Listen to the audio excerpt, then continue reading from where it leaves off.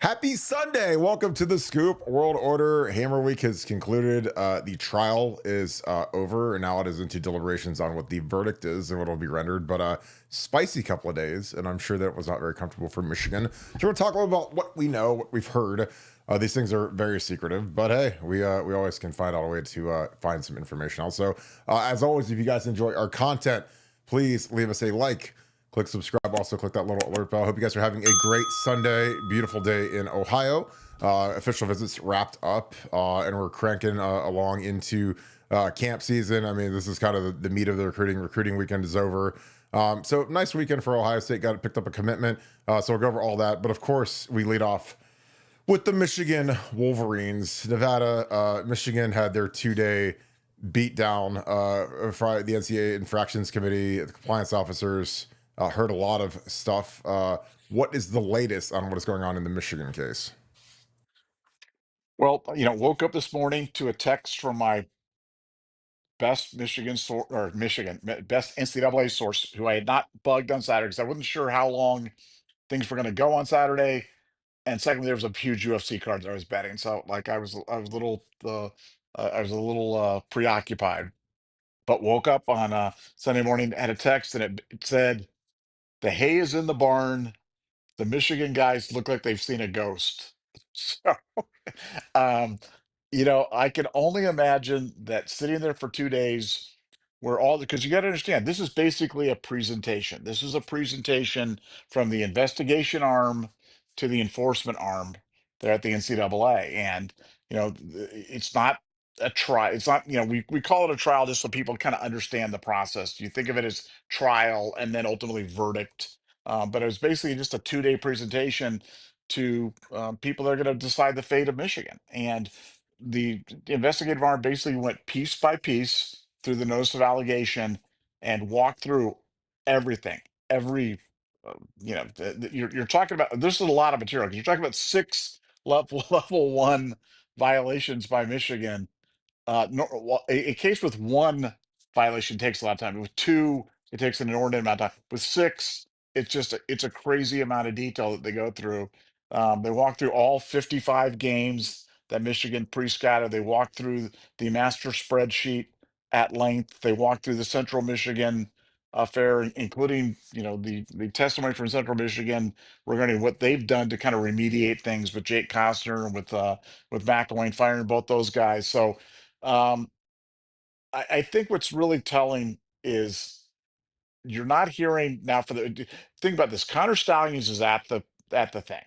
Connor Stallions talks to anybody. He'll talk to Netflix. He'll talk to Dave Portnoy. He'll talk to the people on the 24. I mean, he'll talk to anybody. Talk to anybody. He goes there. What do you hear from Michigan after this thing?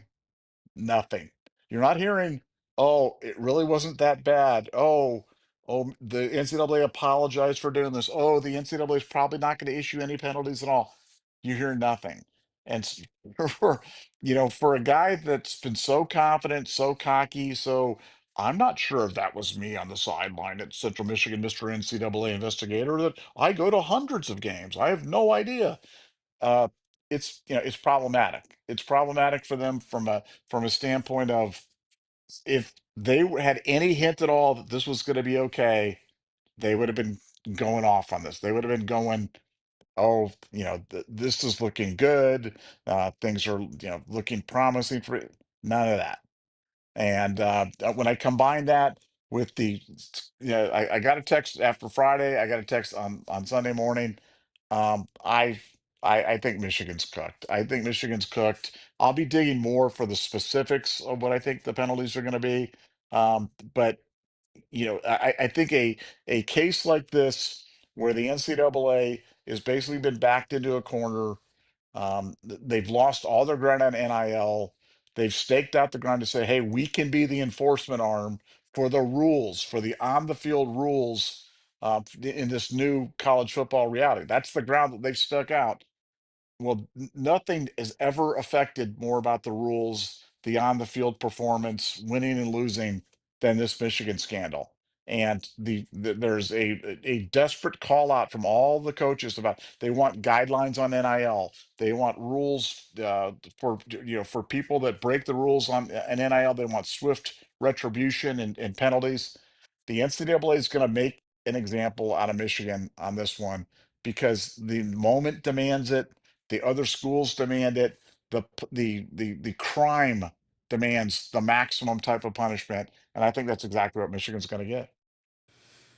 Yeah, I agree. I think that it's going to be a very frosty 30 to 90 days before this decision gets rendered. I think when you look at um again, I went back over the weekend and I read kind of the verdict on the hamburger gate thing, and they talk at length about the lack of compliance with Michigan, the way they acted during the case. Again, Jim Harbaugh's he's just a flat out liar, and people say we're obsessed with it. So I can't believe that Michigan fans actually like this guy. When you read how he acts, how he treats things, and the way that he's got to get this program just crushed. I mean, non-compliant with the NCAA, playing dumb. And again, when you're at these high levels of coaching, when you're Urban or you're Ryan Day or you're Jim Harbaugh, you remember everything. And Urban, I mean, you remember if you're on a recruiting thing and when he sits and talks to these NCAA folk, and Connor Stallions, again, Jim Harbaugh is his life hero. When these guys are playing dumb, I don't remember that recruit. I was never there. And then the recruit and his dad, they produce a text message that says from Jim Harbaugh that says, "Hey, I can't wait to see you at Michigan. See you. You'd be great at the whatever." It was the whole recruiting. You'd love it here. It's an amazing place. Blah blah blah. Jim Harbaugh. So it was sent from his phone. I don't know if he sent it. I don't know if he had an intern on his phone copy and pasting texts to recruits to visit that week. I don't know what it was, but it came from his phone. So it's great. You can be cool sometimes, and I play dumb. A lot of people just like to play dumb, and I don't know that. I don't know that crap. Whatever. But it's when you're a coach, man, and they're grilling you. You got to come correct, especially when there's three other people. There's the recruit, the dad, and there were staffers were there. The recruiting guy was there. There were current players there, and they're all eating breakfast together. And it's they are all going to get interviewed separately, and they're all going to say their side of the story. And when they all say the same thing, and then on top of that, they produce a receipt because you ate a bacon cheeseburger at 7 a.m. with a glass of milk, which again is oddball of an order as I've ever heard.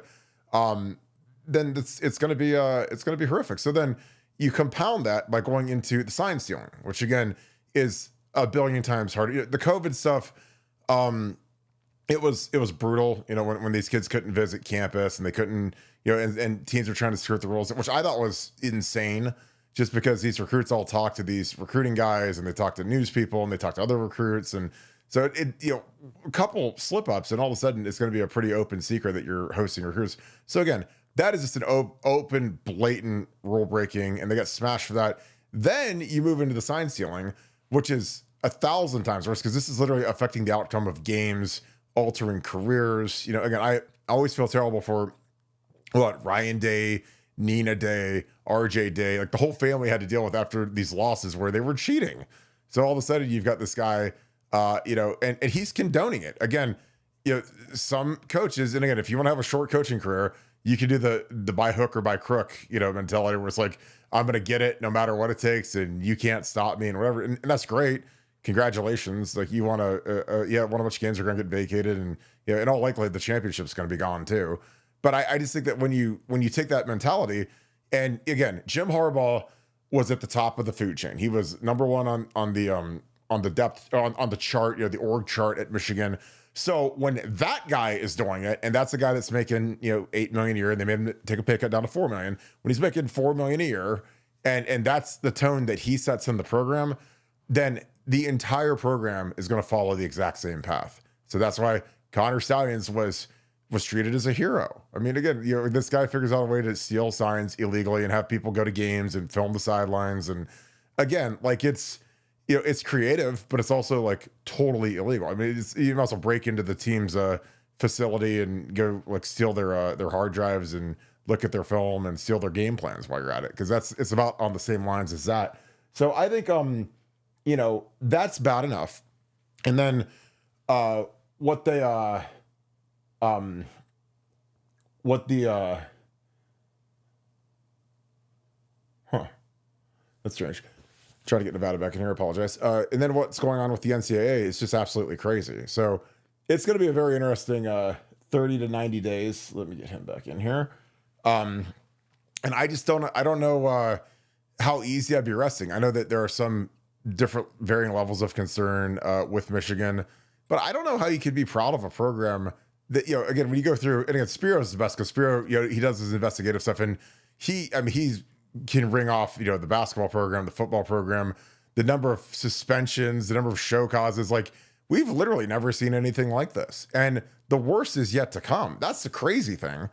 Nevada, now that you're back in here, I was just talking about, what's your mindset if you're Michigan, if you're Ward Manuel, Sharon Moore, the fan base, board of regents, whatever, over the next, 30 to 90 days? Because this is going to be crazy. I'm just telling you, as you get into this, it's going to be wild. You deal with a lot in this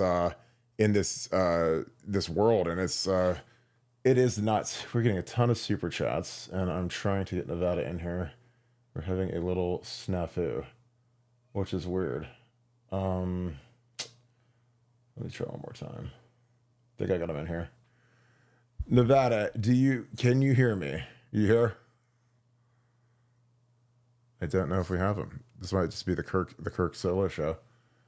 Nevada, you in here? Yeah, this has been interesting. All right, so we might be flying without Nevada. I can see him. I cannot hear him. So, but yeah, it's going to be a very frustrating 30 to 90 days, and I can't wait for it. I think it's going to be fantastic when this thing gets rendered, and I think it's going to be horrific. I really do. Like, this isn't just a shtick. I mean, when you look at, again, I've read basically all of the case law at this point, and then you throw on the lack of compliance, and then you throw in like kind of the Michigan rules that they added with Cheeseburger about being non-compliant. It's going to be vicious for these guys. Nevada, your thoughts if you're here? I see you, but I can't hear you. So there is a little snafu going on, but we're going to get into some super chats. I'm going to just grind through these real quick. Appreciate you guys. Let's see. Get them in here. Yeah, I don't know. All right. We'll dig into some super chats. Got a bunch of these. So, Dan Jack, you are an incredible dude. I appreciate you, my dude. Nevada, are you with us? I was having the dreaded technical glitch, but I am with us. Well, Dan Jack is a great dude, and I had the pleasure of meeting him multiple times, including one time when I was sitting at Twin Peaks with a bunch of the Buckeye Scoop crew, and came over, sat with us. Just a great person. Super chat, $500, $499.09. Wow. I appreciate you, my dude. Wow. He says, gentlemen, it's been a minute. I made a bet with Nevada last year. I had Devin Brown at 33 winning the job. Not sure if you heard. That didn't happen, laugh out loud.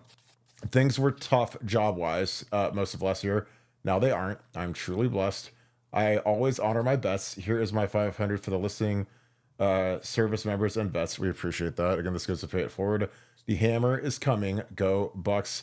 Yeah, Dan is one of like the greatest guys ever. And it was funny because when I met him, we were having some lunch, and it was a bunch of Buckeye Scoop crew members and hanging out, and he comes over and we're talking, and I'm like, dude, come sit with us, please. I'd love to talk to you. And again, if you guys ever see me, like, come up and say what's up. Because again, I know everyone knows my face, but when people are screen names, like sometimes I don't exactly know who you are unless you've come to a meetup and I've met you. So, but just a fantastic guy, really talented, had a great podcast, great content. Anytime, if you'd ever want to come on and talk, Dan, I'd love to have you. Again, we've got a bunch of podcasts that are cranking. The Buckeye boys are killing it. You guys love Funky and B. Moses are just incredibly talented. Really fun crew. Like we are exploding in growth in the podcasting format. It's all thanks to you guys. So again, we appreciate you guys supporting all of our brothers, our brother shows. It's like we're one big family with Funky and B. Moses leading us in on Sunday, and then the Buckeye boys on they got a lot of days. They can go Monday, Thursday, Friday if they do the Pops podcast with um with Mr. Sanchez, Mr. Pettijohn. But I'm just telling you, special dude, great content. If you ever want to get back in the game, I know that you're super busy with your new job, and also congratulations. And also to anybody that's ever gone through, a tough time, losing a job, whatever, like just keep your head down and grit your teeth and go. Because again, you go look at my NFL career, man. I was on 5 teams in one season, so I lost my job a lot my rookie year. But you put your head down and figure it out. That's the thing that's cool about all of it is that you've got everybody goes through stuff in life, and it can be whatever. It could be divorce, it can be something with the kids, it could be something job. And I'm very very happy for you, Dan, that life is good. Things are on the up, and again I say that to all you guys. Again, just keep grinding, because again everyone's been through something. Every good person has been through something, and you just got to grind through it and come out on the other side. Because the only way that you don't come out is if you quit. And you guys are all tough folks and good folks, and I'm proud of this community. Proud of you, Dan. I'm happy for you. Again, I don't know if you want to shout out what you're doing, because I know you mentioned home building, so I'm not sure what that entails. But if you want to plug that, shoot me a text and I'll shout it out. Again, you never know who's listening, who needs to get something done. So again, I appreciate you. Nevada is having the dreaded technical difficulty, so hopefully we'll get him back in here. But it's been a weird day. I mean, on our tech, because our tech's been killing it lately, but now it's a little bit of an issue. But I just appreciate you so much, my dude. Thank you for paying it forward. And again, if you ever get back in the content game, I loved your content. So sometimes I know it could be a bear sometimes to get on and grind through making podcasts. I mean, we do it. Usually 6 out of 7 nights is about kind of where we keep it at. And let me see if I get Nevada in here real quick. Nevada, do I have you? You have me. You have me now and forever, Kirk. You have me. Oh, I love that. Before the show, I said, "Man, our stuff's been great." And all of a sudden, it's like glitch city. So we'll get. I it I just literally, it I just it just freezes on me. It'll just oh, freeze, and then it'll stop, and I'll have to reboot, and here oh. we go. I got you. So again, Dan, thanks for the 500. It's incredible. I'll just repeat this for you, Nevada, because I know you've been popping on off. It says, gentlemen, it's been a minute. I made a bet with Nevada last year. I had Devin Brown winning the job. Not sure you heard it didn't happen. Things were tough job wise most of last year. Now they aren't. I'm truly blessed. I always honor my bets. Here is 500 for the listening service members and bets. The hammer is coming at Go Bucks. And again, nobody in the universe is more adamant about honoring bets than Nevadabuck. I promise you. His kids bet him on stuff and they have to pay him. There ain't no skipping out on the tab. So the one thing about us is we're like the Lannisters. We always pay our debts. So again, we are betting machines. We bet on everything. So, people that want to talk about us and betting, Well, let's talk about that just for a second, Kirk. good, I mean, we have good. Yoder, who we've had on the air because we thought he was like the one reasonable Michigan guy, is now claiming that we've been saying that the NCAA punishment was going to be handed out on June 6th, which is just a preposterous notion. Nobody's ever said that. No, we've always talked about how there's a hearing, and then after the hearing, some days hence, is it 45 days? Is it 3 months? Is it 6 months? Is it someday hence from the hearing? You don't have the verdict before the trial, but that's what he's claiming out there. And he's, I thought he was just being kind of silly and doing kind of a shtick, but he's really serious. And it's upsetting because for somebody from Las Vegas and been in Las Vegas for a long time, welching out a bet is like the worst thing you can do. It's one way to Mhm. ruin your reputation. It's just bad karma. It's just bad all the way around. And to be accused of it on something that's just silly, um, is just there. But that guy's a scumbag. So I'm glad that he will never be on our show again. For people that didn't like him on the show before, here's my promise to you: he will never be on our show again because he's a scumbag. So is what it is. But thank you, very honorable, paying your bet. Not everybody does that. That's a very very good thing. God bless you, my dude, and thanks for supporting Pay It Forward. Yeah, and I just think it's terrible karma. But yeah, to claim that we owe money on a bet that, for one, he never confirmed, and then we had that NFL draft bet where we had to chase him down, and I don't remember making it. We had to send him a video of it. I mean, like I'm over it. Again, you notice like we just kind of let the crazy do the crazy. Because again, I liked Yoder, I really did. But I mean, these last 2 days have just been insane. So I'm like, dude, like we bet more than almost any human beings on earth. I mean, we're betting on stuff all the time. We love betting on stuff, and I know one thing. I damn sure know the terms of every bet that I lay. I know how much it is. I know what the stakes are.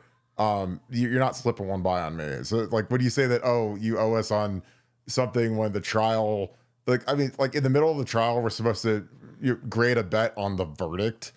I mean, nobody's that stupid. But again, I'm like, yeah, I thought it was a shtick, but again, I've already given that too much oxygen. But it's just, we pay our bets, promise you. But again, I don't even think we have action because he never confirmed it. We were texting him yesterday, and I said, do we have action?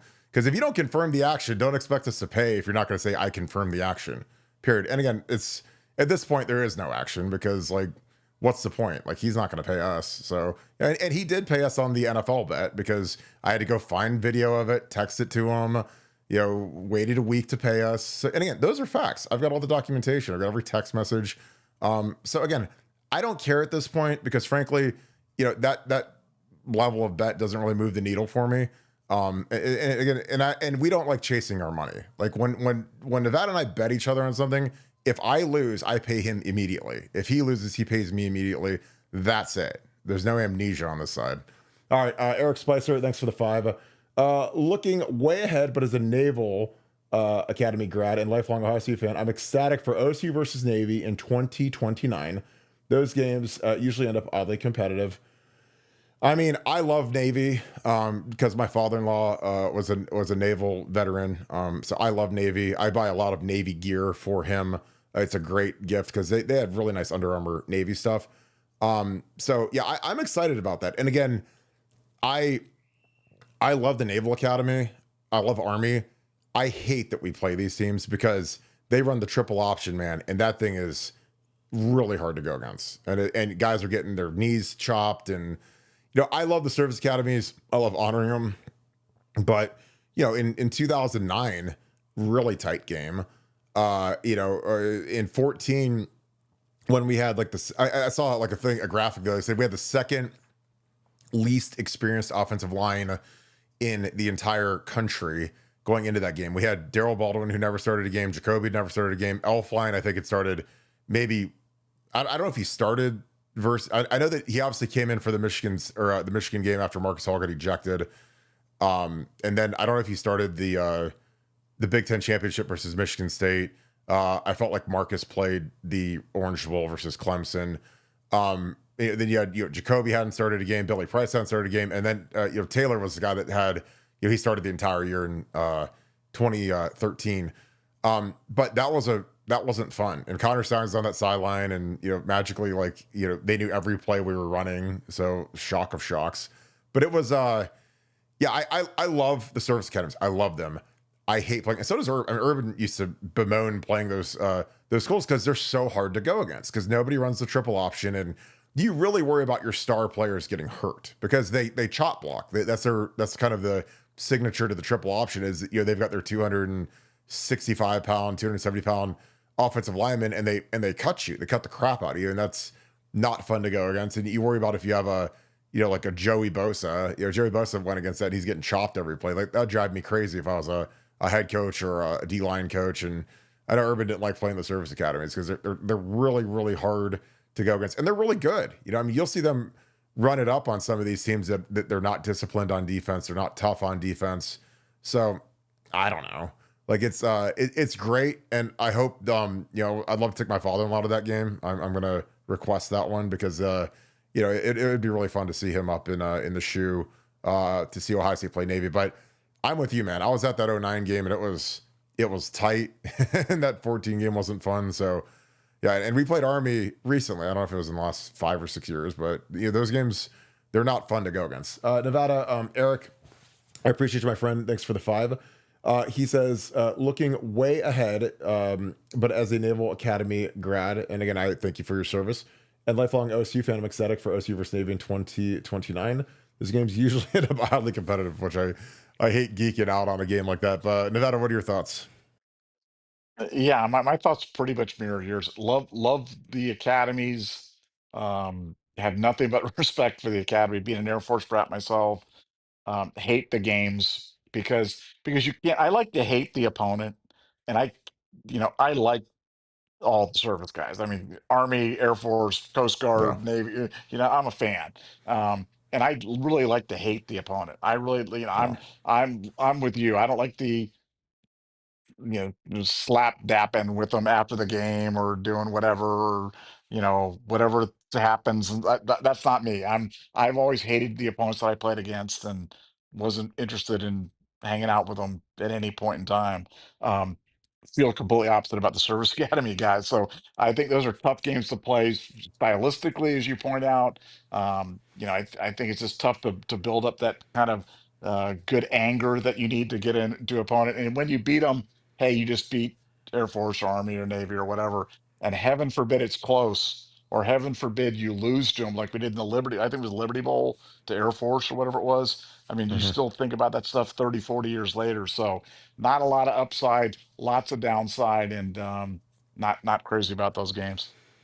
Yeah, I remember the 2009 game. Like before the game, the teams all came out and did like a handshake line, like they shook hands and dapped each other up, and I was like, I didn't like that. I get it. Obviously, again, I love our service academies. This is nothing against Navy, Army, or anything, but it's like, man, when I'm getting ready to play a game, I'm not trying to shake their hand. I'm not trying to give them a hug. I'm not, but we did that. And it was like we were, and again, I love honoring the armed forces. Do not take this the wrong way. But man, when you're going to play a football game, it ain't, I mean, I'm trying to kill whatever's in front of me, like period, point blank. I'm not there to buddy and be friends. Like I want to, blow their knee out and embarrass them in front of their parents. And that was just my mindset. Like I'm not hugging them after the game. I'm not praying with them after the game. Some teams I liked, some of the dudes on Wisconsin, like they were cool again. Cause like I knew those guys played against them and saw, it was different my senior year because I went to the Big Ten Media Day. Like I was like it was me, Marcus Freeman, and Vernon Golson were the three representatives. So you actually spend a lot of time with the kids, like with Cliff Averill from Purdue. Me and him were like thick as thieves. And we were all kind of like, because we were all together the whole week, like kind of the whole weekend. They have all these things that we do together. And so you get to know some of these guys. But, I'm still not, I'm still trying to rip their heads off, and it's hard with Navy because like, how do you boo Navy when these guys are going to defend our country for us? It's like, that's, it's tough and I hate it, but like it's a great honor to play the service academies, but I always cringe when like Notre Dame plays them because it's like, those aren't like easy outs. Those are tough and they're very physically demanding games because defensively you got to get a bunch of kids ready to play the triple option, which is like it's impossible in 3 days. It's impossible on scout team to get ready for the triple option with a bunch of scout team guys because you're never going to run it as fast as a team like Navy can run it because that's all they do. Because they want to shorten the game, they want to pulverize you, and they want to run for 400 yards, and that's what they do. Army's the same way. Like you look at the national rushing leaders every year, it's Army, Navy, Air Force, than like everybody else because they run the ball 70 times a game. So yeah, but I'm excited for it. Again, I love seeing Navy. I think it's gonna be a blast. But yeah, I'm just really I'm excited. And again, I appreciate you and thank you for your service, my friend. Maurice Clarinet, thank you for the 5. 2 questions. Do you think Scum gets the dreaded lack of institutional control charge? Or 2, does anyone have sources on the COI panel that ultimately makes the decisions? Nevada, I'll let you go first on this one. Do you think Scum gets the dreaded lack of institutional control? And also, any sources on the Committee on Infractions panel that ultimately makes the decision? Um, I I've always thought that I think this has got all the hallmarks of a classic lack of institutional control case, but I don't think they're going to characterize it that way. I think it's going to be a failure to monitor with mitigating circumstances. So, or aggravating circumstances, or whatever. Yeah, mitigating would be less than aggravating would be increasing. So, I'll say failure to monitor with aggravating circumstances, which include repeat offender, lack of candor, lack of cooperation, destruction of evidence, et cetera, et cetera, et cetera. So, essentially rising to the level of a classification of penalties that could deserve the harshest types of penalties from the NCAA. On the second one, we've got an indirect source directly on the committee, but my primary source is not on the judgment committee, but is part of the process. Let's put it that way. So very familiar with the process. Bobby Heath, thanks for the deuce. I kind of wonder this. What's with Yoder? I mean, we spoke on this. I mean, it's like I said, it's sad because again, I don't pay attention to internet trolls or people that are weird or people that don't like us because again, we've never cared. The people that don't like us are usually so far behind us that it doesn't even matter. They're irrelevant. So usually people want the smoke with us so they can gain some clout. That's why they don't like us or they mention us every 5 minutes or tweet at us or tweet about us or whatever. But like like most Kirk, look, he made a bet with us on the number of Ohio State draft players, and he lost. And he had to cough up $2,500, and he was not happy about that. And the only reason he coughed it up was because Kirk went back, found the video of him making the bet on the air, because he said he didn't remember. He didn't remember. So Kirk went back through the archives, found the video, sent the video, and found like 2 weeks later he pays the money. So that's great. So now he's a little salty about having to pay this. So now he's got to come up with some sort of shtick because we've been talking about Hammer Week and the hammer coming. And so now he's conjured up in his head that we've said that the NCAA was going to hand out the punishment before they even had the trial. Preposterous notion. Of course, we never said that. Of course, that was not the terms of what we're talking about. And so I think he's just salty because he lost the first bet, and he doesn't like to pay his wagers. He had to come up with the money because he was afraid we were going to embarrass him online. So now he's going to try to do this passive aggressive thing where he gets back at us by claiming we're not paying a bet when the thing hasn't even been adjudicated yet. So it's like, yeah, that's precisely what is happening with Yoder. Yeah. So again, it's sad, but I'm over it, and I know you're over it. So it is what it is at this point. Schaefer Healthcare, thanks for the 10. Appreciate you, my dude. If wins and the 23 natties aren't vacated, what's to stop OSU and other top programs from hiring their own version of Stallions? That's better at not getting caught. Be careful of the precedent that is set. Exactly. I mean, if you don't nip this in the bud, man, there's going to be a Connor Stallions at every school. If they say, oh, they're just gonna get a fine, there's no way. I mean, this will be significant because this is, I mean, as bad as it gets. And again, the cheating was insane, but then he's also on another team's sideline, so who knows how many times he did that. I mean, he did it once where he got caught, but like, I mean, he's literally, and again, it'd have to be some weird circumstance where Michigan was playing on a Saturday, Michigan State was playing on a Friday night, because obviously he's going to be at every Michigan game. But that's what I was saying. I'm like, guys, like if they don't nip this in the bud, man, this thing's going to be horrific. And again, when you have Tony Petitti suspending your coach, and you've got all these precedents that have never happened before, the NCAA is going to smash these guys. Like they have to. You got Ryan Day furious, James Franklin furious, Greg Schiano, Brett Bielema. The TCU coach. I mean, it's crazy, so again, the eyes are on these guys, but this one, there's so much evidence that there's no way to skate on this. And that's the funny thing is when people say, oh, it might just be a fine, or I'm like, it's not a fine. If they said, hey, would you take a fine? They would have paid that 6 months ago. And this is going to be severe. Because again, the settlement that's on the table is so bad that they actually went through with this. Cause like we said, 2 days ago, these things, they never go to trial. They get settled. They skip all this, heartache and 2 days of, because that 2-day infraction hearing was probably like getting lashed over and over again. Like your, Moses and the 10 Commandments. I mean, it's like, this is not going to be a fun 2 days sitting in a trial for, 20 hours or whatever it was. So yeah, I mean, it's going to be severe. It's going to be ugly. And honestly, I cannot wait. Nevada, your thoughts. Again, Schaefer Healthcare, appreciate you, my dude. Thanks for the 10. He says, if wins and the 23 natties aren't vacated, what's to stop OSU and other top programs from hiring their own version of Stallions that's not going to get caught. Be careful of the precedent that is set. Because, I mean, again, Ohio State has beefed up their counter espionage operations. Like if you go to these games now, man, they've got canopy, they've got things over the benches, and they've got guys holding up, tarps when they're signaling, and they've got 7 signalers and 1 dummy guy. And I mean, they've made it a lot harder to pick this up. And last year on offense, they huddled for the first time ever. They've decided to huddle because you can't steal signs when they're huddling, because you can use a wristband or whatever. So it mitigates the Connor Stallions espionage act. Nevada, what are your thoughts?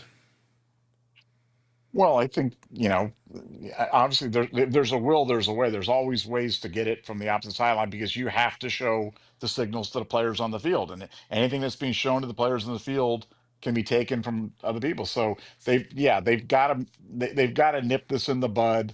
The good news is the NCAA realizes that.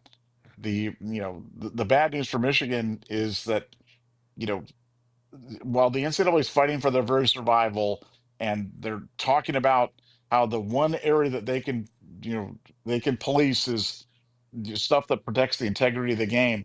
Nothing went more to the integrity of the game than this scandal, and I think that's why now you're starting to see the national media. All the national media articles are now raising the specter of vacated wins and postseason bans. All of them. Every single article they talk about that. So that's not something that's being slept off to the side. That's come up there more than it's ever been. And it just, the only people that are saying that, well, that's not really been talked about is the Michigan beat. And the Michigan beat Ballast just came out the other day and said, well, I think the most likely thing is a negotiated resolution after the hearing on June 6th and 7th. There is no negotiated resolution after the hearing. That's it. You have the hearing. The time for negotiated resolution was before the hearing. It's gone now. There is no negotiated resolution. You're going to get the verdict handed down in some period of time, 30 days, 45 days, 2 months, 3 months, 6, whatever it is. But that's going to be it. There is no time for negotiate the times for negotiated resolution. So my point is that's how far off these guys have been. They're still talking about negotiated resolution. There is not going to be any more negotiation. It's like you had a trial, and then all of a sudden you're like, oh, well, not let's forget the trial. No, that's not how the NCAA rolls. It's the time for settlement's long gone. Maurice Clarinet, thanks for the 5. He says, any updates on the notice of the NOI, excuse me. You mentioned that would be coming for Weiss. Nevada, any thoughts on that? No, I think that's the next investigation. I think the NCAA wants to get this one done. I mean, the Weiss thing has got so many dimensions to it. You've got, I mean, think about a personal conduct thing. You've got a personal conduct thing where you've got a sitting offensive coordinator of a big time college football team who is on a university owned device in Schembechler Hall hacking the accounts of student athletes across the country. Yeah, the NCAA is curious. The NCAA is certainly curious as to what else was hacked. Where did the hacking? Just was it just limited to voyeurism of female athletes? Did it involve male athletes? Did it involve injury reports? What about the practice footage on the cloud that the Michigan team was accessing?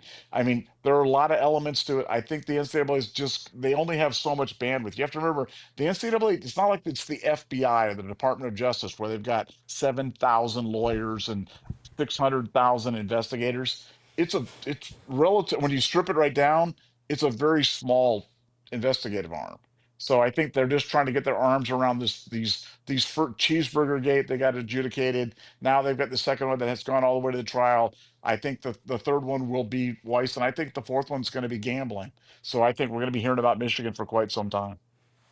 Yeah, and again, like that violation of privacy and them not notifying. I mean, that's a huge cyber exposure risk. Like for their insurance. I mean, that's going to be a monstrous amount of money. Monstrous in that lawsuit. Monstrous. It's going to be terrible for Michigan. And again, this is a guy that was on their. I mean, I've never seen anything like this. I mean, this guy's doing this craziness. Like, I don't know. He's clearing it again. Thanks for the 10. He says, scum will give up everything, Bowl bans, vacated wins to somehow negotiate to keep the natty, even though it doesn't make sense. What odds would you give the natty vacating? 50-50, 75-25, 25-75. Nevada, what are your thoughts? I mean, I think it's 60-40 that it goes. I mean, and probably closer to 75-25, because I just don't think you can't get around the fact that Stallions was on the sidelines at the Central Michigan game in the 2023 season. So, if you accept that as a fact, and that is pretty much by 99.9% of people with IQs over 80, they accept the fact that happened. Um, then I don't know how 2023 can stand. And if you take away the first 5, 6 games, 7 games, if you take away one game from 2023, I don't know how they're a valid competitor for like you said, this will not be stripped by the NCAA. They will vacate the wins. They will not recognize the wins, whatever it is. It'll be up to the College Football Playoff Committee to not recognize or vacate the title. So two separate things. But the first thing is the vacation of the wins, and I just don't know how they hold on to the wins. Certainly for the first part of 2023. Yeah, like I don't know how you can vacate half a season and then still be crowned a national championship. That makes no sense to me at all. And again, I think that it's very much this. I'm with you. I was thinking 75-25 because I don't know, how with a straight face you could honor and give someone a national championship when they, when they had their staffer literally on another team's sideline cheating. Again, literally, that's as clear as day. It cost the coach from Central Michigan's job. It cost that head coach job. I mean, Central Michigan retired their head coach and basically had to get a whole new staff because of that instance. Again, I've said it a million times. Like a guy like Jim McElwain, who's early 60s, he's not going to walk from $2.5 million as a head coach of a MAC school to just go retire to Bonita Springs, Florida, or wherever and play shuffleboard. Like 62 is really young in coaching. Like, I mean, you could coach for another 10 years and make another 10, 15 million bucks, which he would have, again, like they just extended him like a year or two earlier. I mean, I remember I looked it up and he still had 2 years left on that deal and he just retired. Like I said, coaches don't retire with years left on their contract. They might pray to God every day that they get fired, but again, that's how serious the Stallion stuff was. I mean, you can't have, another team's staffer from the rival school on your sideline, while he's employed by Michigan. So again, it's insane. It's something that it costs Jim McElwain $2.5 million. So I'd be furious at this guy that did it. But Jim McElwain knew who Connor Stallions was. So he I'm sure, again, the sideline is hectic. I get it. But if you see Connor Stallions, who you knew from Michigan, on your sideline in a Central Michigan outfit, like, dude, get out of here. Are you insane? And Michigan State has the video footage of them handing him the team polo and the slacks and whatever to, and his credential or whatever it was to get in there. It's crazy. And again, like, I think the way that they did it is they got in the building and then they handed him one of their credentials and then they got him in, from outside you hand it through the fence or whatever. So it's not, you don't have to be some sort of 00 agent to get into one of these games, but man, was that stupid. Poober 12, thanks for the 5. Oh my God, I love this. Thanks for being an ultra member as well, my dude. Give me a song or rhythm, making them sweat, and that's what I'm giving them. Now they know you're talking about the hammer. You're talking about a show. Oh, Poober, you are the funniest. You're one of the funniest human beings ever, and I appreciate you so much for all of your humor on here and on our message board. So I appreciate you, my dude. It's got a pretty good tune to it. We just got to probably get a little. I might have to make like a track to go behind that. We'll make that one of our smashing, our hammer soundtrack. It'll be amazing. Reese Clarinet, again, thanks for the 5. He says, what's up with the Yoder beef? Who is running your Twitter account? Lots of trolling, which is fun, but hard to know what's real. Yeah, we've got one of our staff members does all of our tweeting. I tweeted yesterday, because again, Yoder was, out of his mind. And I felt like, look, let me just look. There's no receipts of whatever bet you're claiming. There's no receipts. I mean, everything we do is in a text message. So, when we did that NFL draft bet, I laid it out in a text message in a group chat between Nevada and I said, these are the terms. Do you agree or not? And he agreed.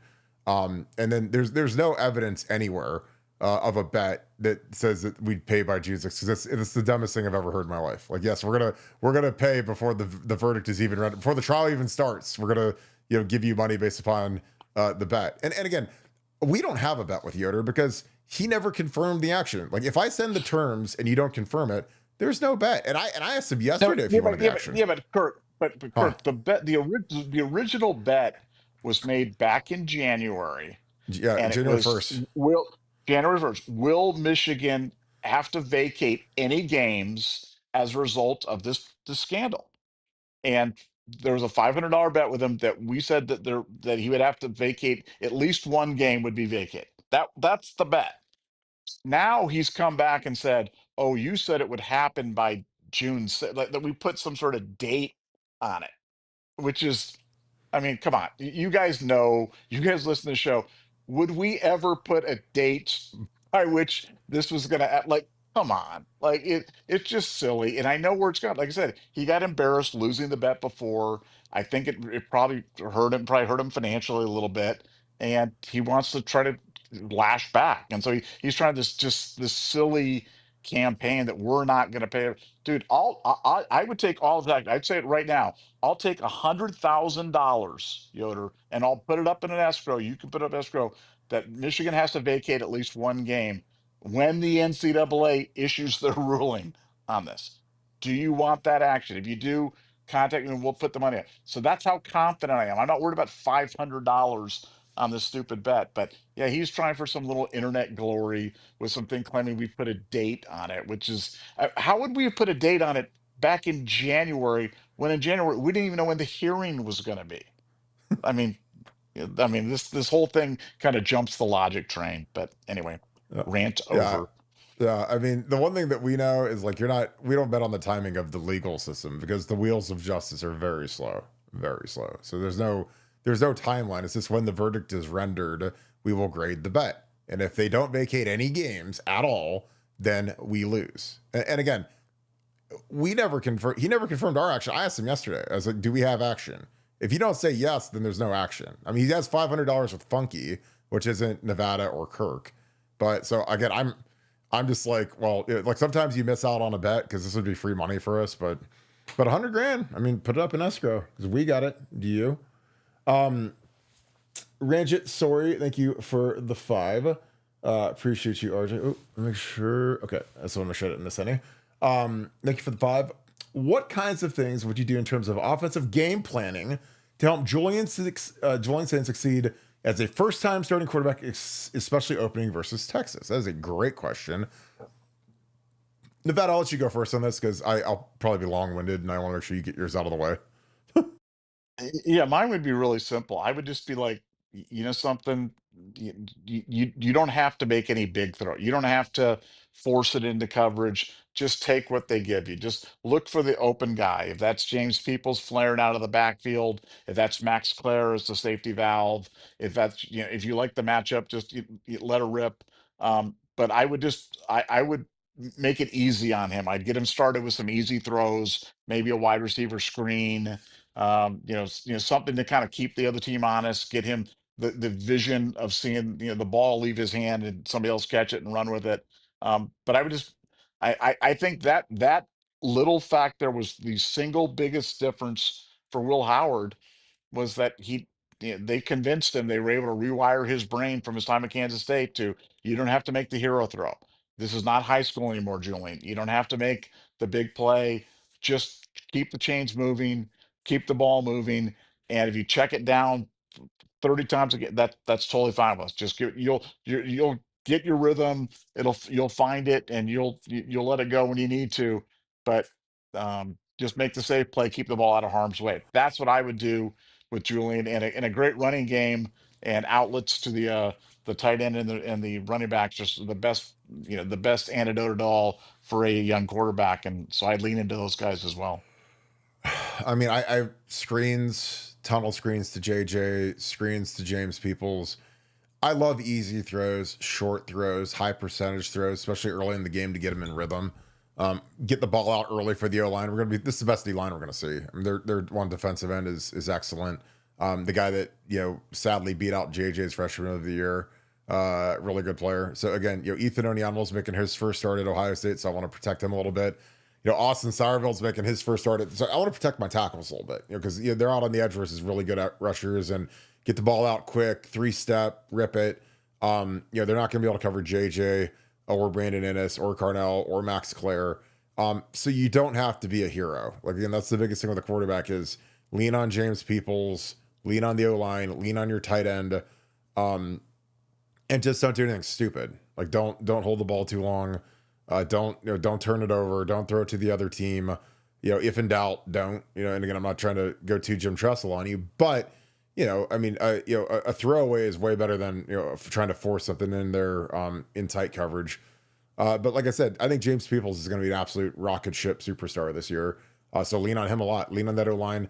I think it's hilarious how a lot of these preseason publications they have these top 10 O-lines, and Ohio State isn't in the top 10, which I think is insane because you look at that playoff run, and we've got 4 guys back that started in the playoffs at various points, all back starting, and you had Ethan Onianwa, who's as good of a tackle as there is in the country. So, and he was good last year, but he's down 40 pounds, looks tremendous, explosive kid, really, really wicked smart kid. And I think a guy like him with Coach Mick and, what Tyler Bowen's going to do along with Marcus Johnson, Charlie Dickey, this line's going to kick the crap out of guys. And I'm excited about it. So, again, I would do double tight end stuff, that tight end wing stuff. I love that. It's a matchup nightmare because when you have Jelani and Max Clare on the field, along with the older guys, the older guys are Bennett Christian, really good, tough kid. You've got the best tight end room in Ohio State history. So you got to use 2 tight ends a little bit, run the ball, matchup nightmare. Max Clare is a matchup nightmare. The more I watch of him, the more I just don't think that he's talked about nearly enough in terms of this team and this offseason because, he played at Purdue. He didn't play at Alabama or USC, but he's better than any of the guys on their roster, I promise you. You guys are going to love him. And the guy that's really going to love him, I think, is Julian Sane. Because then when you're working the middle of the field and you got a guy that can win versus a linebacker with ease, shred safeties, like he's going to be an absolute dominating force. And, like I said, just keep it simple. Brian, and you got to remember, Brian Hartline's calling his first game too. And he's playing probably the second best team in the country behind us. So it's going to be tough. But hey, man, this is what they pay you for. And it's not like we don't have the most talented core that we've ever. I mean, this is the most talented skill core I think we've ever had with JJ, because JJ is going to be even better. I mean, how can JJ get better? I'm like, dude, the jump he'll make from his freshman to sophomore year is going to be insane. And then you throw in Max Clare, who's the best tight end in the country. It's just terrifying to go against. Like, it's not going to be fun to go against our offense. So, but I would just get that ball out quick and make sure that you protect your quarterback. You don't want to get hit early. Get him in a rhythm. Again, I love short throws early because our guys are going to win one-on-one in space. They run man coverage, man, and if they try to take JJ away, then Brandon Ennis and Max Clare have got to eat. They've got to feast in the middle of the field, and I think that's what's going to happen. General Chrome next for the 5. How do you become a Scoop member? Is there a veteran discount? Screw Yoder. We can expect anything different from that fan base. Scoop fam. Okay, so BuckeyeScoop.com is our message board website. It's absolutely fantastic. Send us an email, BuckeyeScoop@gmail.com. If you are a veteran and you produce your credentials from your branch of service, or if you're a police officer, that qualifies for our pay it forward complimentary admission. Again, we take care of our veterans. Again, when people like Dan Deepjack do something incredible, like honor you guys and donate $500, that covers about 4 annual memberships for us. So again, we've been growing the pay it forward tremendously. We have a lot of service members, police officers, paramedics that qualify for it. So it's real simple. Send us an email, BuckeyeScoop@gmail.com, and we will get you hooked up. Again, we just request a photo of your credentials, and then we can get your account set up for you. So I'd love to have you on here. Again, the message board is an absolute riot. If you guys love this chat, the message board is like the chat all the time. Because I know a lot of you guys love being in here and seeing everybody, talking to everybody. But the board is just cooking right now. And our recruiting, we have the best recruiting staff with Bill Greene and Funky, and Joe Drame's going to have some coverage for us tomorrow at the camps. It's just as good as it gets. So again, I'd love to have you guys on there. Join up, because again, I love being on the board. I'm on it all day. Nevada, any thoughts to add to General Chrome? Yeah, no, just like I said, send us an email, BuckeyeScoop@gmail.com, and we can walk you through it and get you all hooked up. Yeah, I agree. Reese Clarinet, thanks for the 5. He said, looking at the bylaws, an aggravated level 1 failure to monitor is still lesser than a lack of institutional control. How can this not be lack of institutional control? What could possibly be missing? I don't know. I mean, I don't know how much more insane like a program has to be than what these guys are doing. But again, I think that it'll likely be failure to monitor.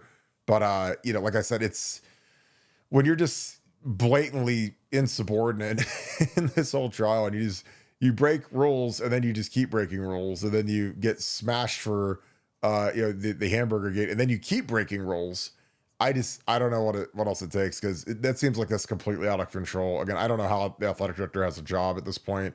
When you let the football program just run amok, and I know that he hated Harbaugh, and they're standing by him right now, but the athletic director, like, you have to make sure your football team is compliant. And again, I worked at Ohio State. I sat through the compliance meetings. We had a compliance guy in our building for a long time, and anytime we'd have any stupid question like, hey, can we use we're not allowed to use footballs during winter condition. Can we use tennis balls? Can we use ping pong balls? Can we throw, little rubber balls? Like, we'd always try to figure out some way to do something. If we're trying to, run plays at the end of a workout, and okay, we're allowed to use softballs or something. We can throw those or whatever. There'd always be some stupid thing that we try to figure. Can we use a Nerf ball? Can't use a real football. I can use a Nerf ball. There's all these little things that we would try to use to not break the rules, but just do as close as we can to hug up against them. That's why it's good having a compliance guy in there, because they can check with the NCAA, send a note to their guy, their contact, and say, hey, is this legal? Because again, like, we don't want to be throwing footballs in the winter, and teams break rules all the time. That's the thing is you're just playing with fire, though, because if you've got a kid that says something to the wrong, especially in the transfer portal era, when these kids are so transient, and they're moving so much, and there's so much video of all the drills. I mean, we video every drill, we video every workout. So if we're doing something illegal, there's going to be like an electric record of it, electronic record of the video, and so it's you got to keep it tight. Now, not every school's like that, but we wanted to make sure we were on the up and up. And again, like, we still turned ourselves in for secondary violations all the time, and those always get published in the Lantern and Freedom of Information Act requests by all of the sites. I want to say we turned in 20 secondary violations for stupid. Like I told you the one time, Doc Trestle texted, I think it was like Brian, I don't know if it was Briante or if it was Beanie Wells. It was one of those guys, and one of those running backs from a long time. And it said, hey, I'm at this gate. Is this the right gate? And Doc Trestle just wrote back, yes, or something like that. And that was literally a violation. And we turned it in, and I don't know if Doc, got, suspended for, 1 day of work or something. I don't know, something stupid, but, that was the level that we would police it, because you don't want to, ring the tab up and have this laundry list of dumb infractions where, if you just turn them in, the NCAA is going to levy some sort of marginal punishment, and that'll be that. But if you just let the thing go, and in Michigan, theirs wasn't, like Doc Trestle's was a jaywalking ticket or jaywalking violation. Like, Michigan is like capital murder. So there's levels to these infractions. I mean, this, however many level ones they're facing, it's almost insane. Nevada, your thoughts? Again, Maurice Clarinet, he says, looking at the bylaws, an aggravated level 1 failure to monitor is still lesser than LOIC. How can this not be LOIC? What could possibly be missing? What are your thoughts? Well, no, I agree. I mean, to me, it's a classic lack of institutional control. I just don't know if it meets their textbook definition of it. But you got to remember, we had a failure to monitor case. The whole Trestle thing was a failure to monitor case with no aggravating circumstance. We had fired Trestle.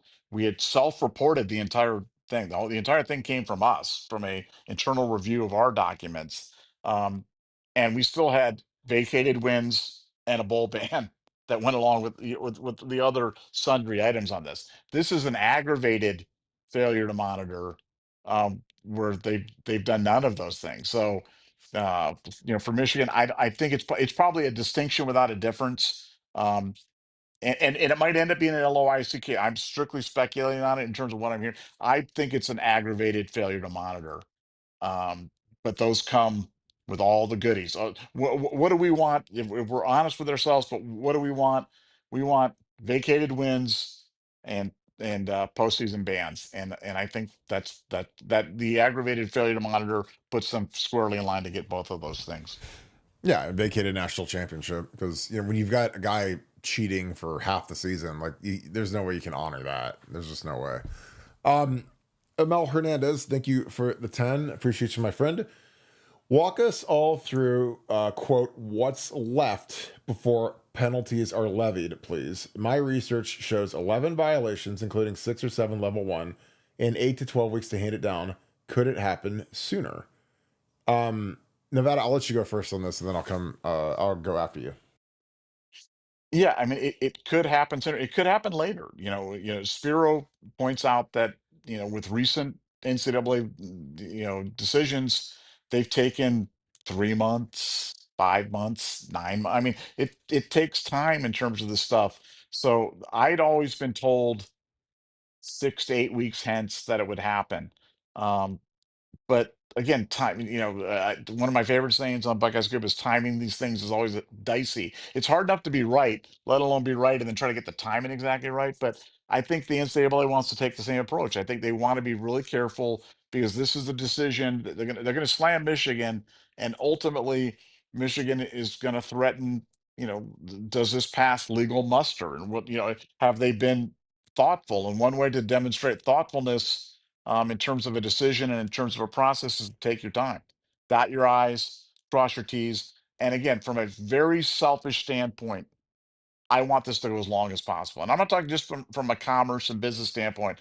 I'm talking about I think it's terrible for Michigan football to have this hanging over their head.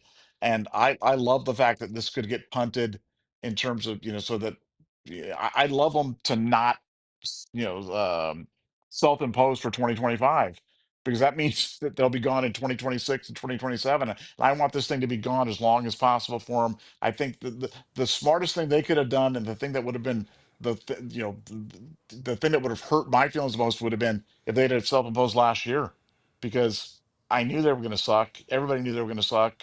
They should have just done it, and they didn't. So if they push it on further, if the NCAA takes longer, I say bring it on, and I'd certainly be happy about that.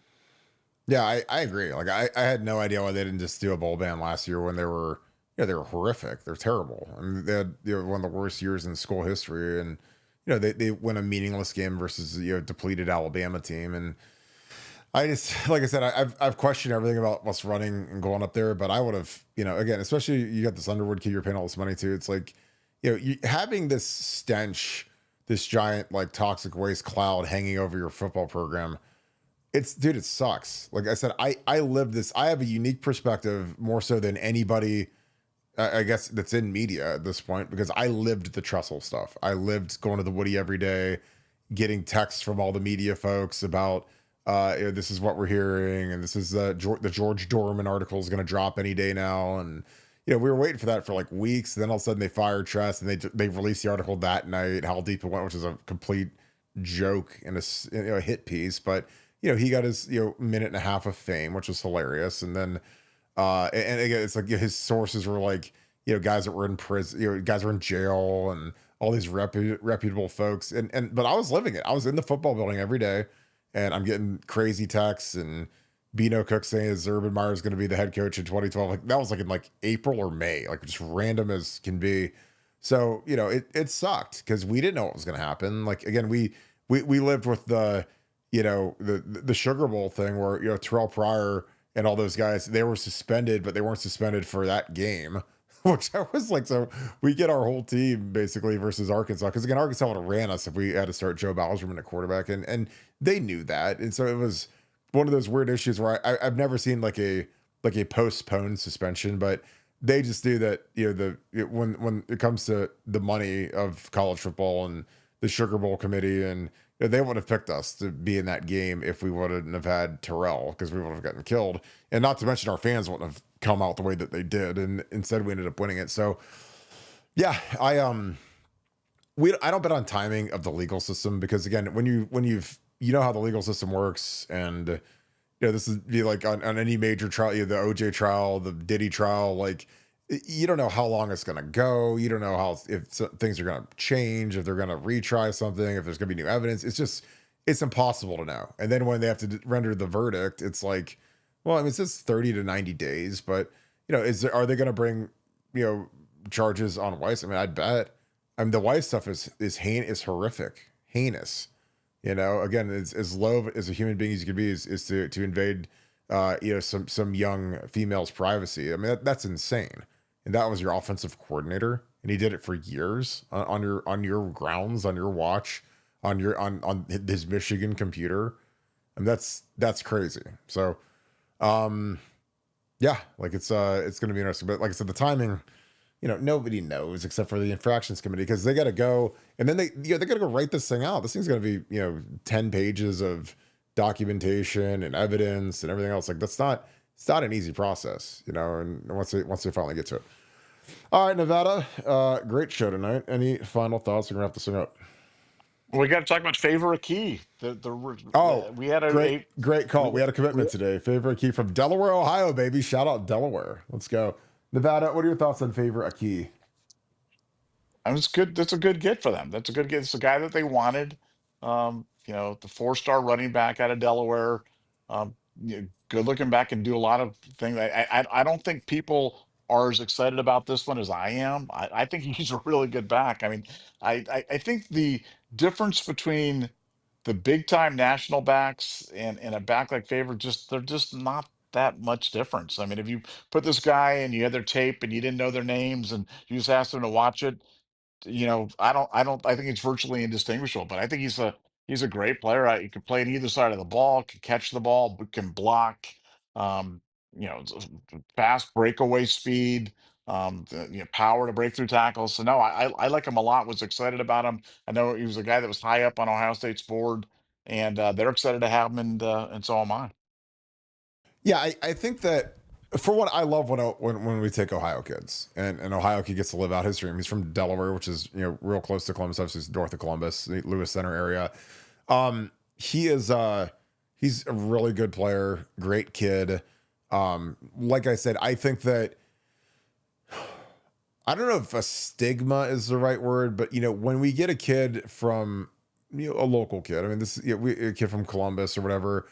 I just feel like the fan base, if this kid was from Georgia, I think there'd just automatically be like some sort of built-in if this kid was from Peachtree Ridge or one of the powerhouse, or this kid, Chaminade, Madonna and Miami or something, I think there'd be a different level of excitement than if a kid's from Delaware. I mean, I honestly don't, I'm sure we've had a kid from Delaware. I don't know who, but like a scholarship kid, I can't remember the last scholarship kid we've had from Delaware High School. And again, I think it's great. I mean, we get, I live, in Olentangy, and in our school, we got CJ Sana, and we got a lot of great players coming out of Central Ohio. I think Central Ohio football has never been stronger, in my opinion. I mean, we're winning championships and some really, really powerful programs down here. And I like when we take this kid. And frankly, when you're looking at an NIL type deal, this is a kid that'll be low maintenance. He's not going to cost as much as some of the out-of-state guys, because you're not going to be bidding against Tennessee and some of the other kids. But, Miami wanted this kid. And, Miami, they pay, like drunken sailors when they're going out to get kids. So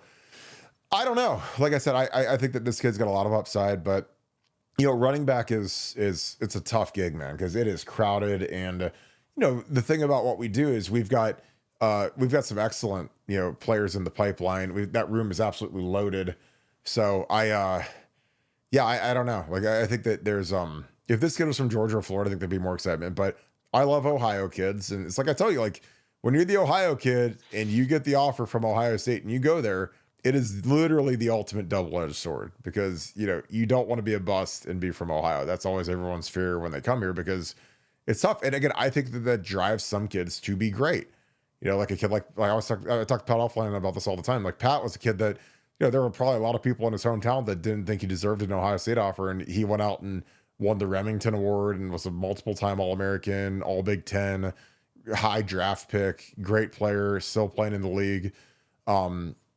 It's a deal where, you got, there's, with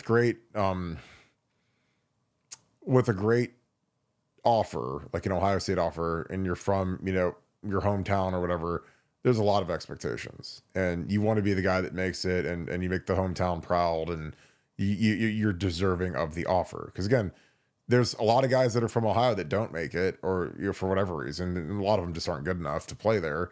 And that's always like, well, he wasn't Ohio State level material. So, all right, I'm going to wrap this thing up as always. If you guys enjoy our content, please leave us a like, click subscribe, also click that little alert bell. Again, I appreciate you guys being on here on Sunday night as we head into the NBA Finals. Another great show. Again, a huge audience. Thank you guys for making us far and away the #1 podcast in the Ohio State sphere. We don't take that for granted, and it's all because of you guys. So we're very thankful and grateful. It was funny. Someone really wrote a comment that Kirk needs to stop saying that he's grateful to him, but I am. Like it's I love talking to you guys. I love seeing you guys. I love seeing the interactions on here. It's incredible. It's a real family. I talk to a lot of you guys offline all the time. I talk to all you guys on the message board all the time. So it's incredible. And again, we don't take it for granted. We work hard to bring you guys a great product and a great atmosphere and keep it nice and clean. We've got outstanding moderators here. We added to our roster and added Beth and Karis and Steely, along with our two Seans and Devin and Kim. But I just appreciate you guys so much for such a great, clean, fun show. And we do it like no one else can. And that's why I was joking, and I tweeted the other day, one of my favorite sayings is, you can't king the king. And right now we're the king, and it's because of you guys. So we appreciate you guys so very much. Again, if you guys enjoy our content, please leave us a like, click subscribe, also click that little alert bell. Give us a follow on Apple Podcasts. Again, that thing has been growing. We appreciate you guys that have been working hard to grow that. Again, thank you so much for all of your support. Leave a 5-star review. Help kill trolls, because if you leave us a 5-star review, it offsets some of the morons that like to troll our show. But they're very few and far between, and they're all completely irrelevant. So as always, thank you guys so much for being a big part of the show. Thank you so much, Buckeye Nation. Thank you, Scoop family. We'll see you guys tomorrow at 7:10. Can't wait to see you guys. You guys have a great rest of your night. Go Bucks.